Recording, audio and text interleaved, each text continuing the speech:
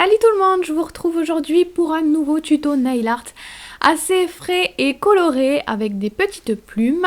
Donc j'ai d'abord posé ma base et un vernis vert menthe, puis je vais ensuite faire un petit dégradé assez léger qui va pas trop se voir. Donc comme d'habitude, je fais avec la technique classique de la mousse.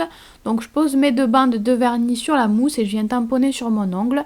Donc comme je vous l'ai dit, ça va être assez léger et je l'ai fait uniquement sur les ongles où j'ai ajouté le motif plume. Donc pour le motif, je vais utiliser un pinceau, un dotting et plusieurs couleurs de peinture acrylique. Donc je vais commencer par utiliser de la peinture acrylique blanche et je vais commencer à dessiner une première plume. Donc comme d'habitude, j'ai commencé par tracer l'axe de ma plume, puis je vais dessiner le reste, les contours. Donc pour l'instant, c'est juste un premier trait, des premiers repères, c'est pour ça que je fais au blanc et que ça se voit pas trop.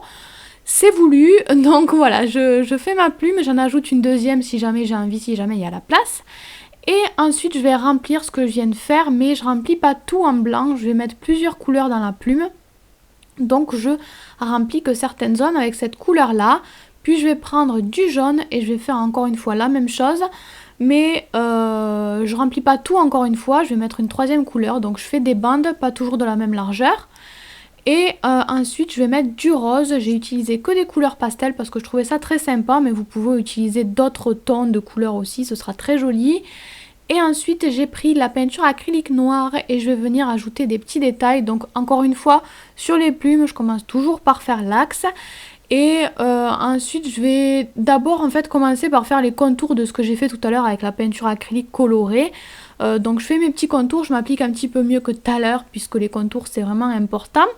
Et ensuite je vais ajouter des petits détails surtout à la base de la plume pour la faire un petit peu plus ébouriffée on va dire. Et j'ajoute ensuite des petits traits au centre de la plume juste pour ajouter des petits détails supplémentaires et pas forcément pour délimiter chaque couleur. Je fais la même chose sur mon deuxième petit bout de plume. Et une fois que j'aurai terminé ça, je vais ajouter une sorte de petit fil qui va venir être relié à ma plume.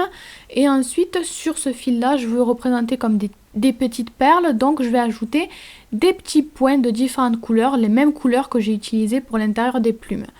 Donc là, les plumes sont terminées, mais j'avais envie d'ajouter un petit côté ethnique, un petit côté aztèque. Donc, j'ai utilisé ce genre de motif assez géométrique. Donc surtout des triangles, mais je voulais pas que ça ressorte trop ce motif là, donc j'ai utilisé une couleur quand même assez proche de mon fond, de ma couleur de base. Donc je finis mes petits triangles et ce sera donc terminé pour ce nail art, il ne vous reste plus qu'à poser votre top coat.